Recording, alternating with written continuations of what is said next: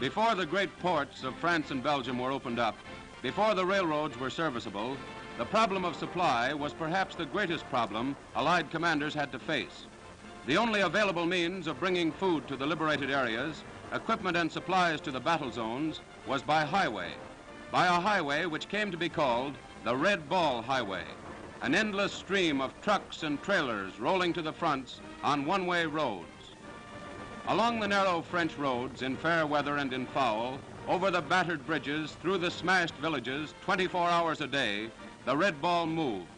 It was the Red Ball who, in the fighting in Brittany, had to break its way past enemy patrols to get gasoline up to the forward troops.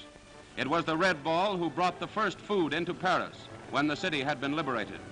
It was the Red Ball who, on a maze of unfamiliar roads, supplied the Allied armies stretched from Antwerp to the Vosges, supplied 6 armies, and kept supplying them for 3 long months.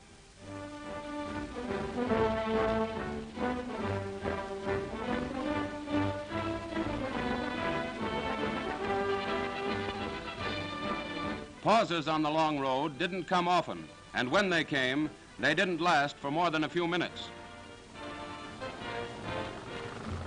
And there was more than driving to be done. The trucks had to be kept in tip-top shape, for a faulty spark plug or battery could be as dangerous as enemy strafing for keeping supplies away from the fronts.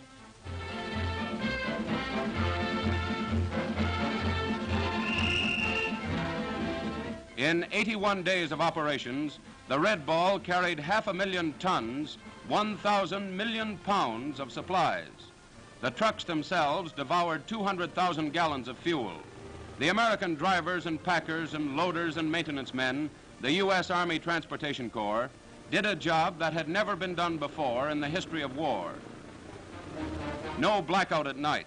Enemy bombers held fewer dangers than did driving in the dark. Dusk and night and dawn, 60 feet intervals, eyes on the road hour after hour, 4 hours on duty, 4 hours off.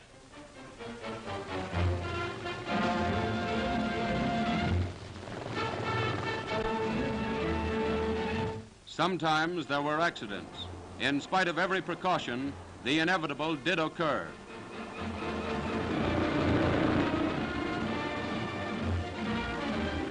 But the trucks moved on. The supplies kept going forward. By mid-November, with the opening of Antwerp and the partial repair of the railroads, the Red Ball job was done. But it had been one of the greatest factors in all the victories in the West.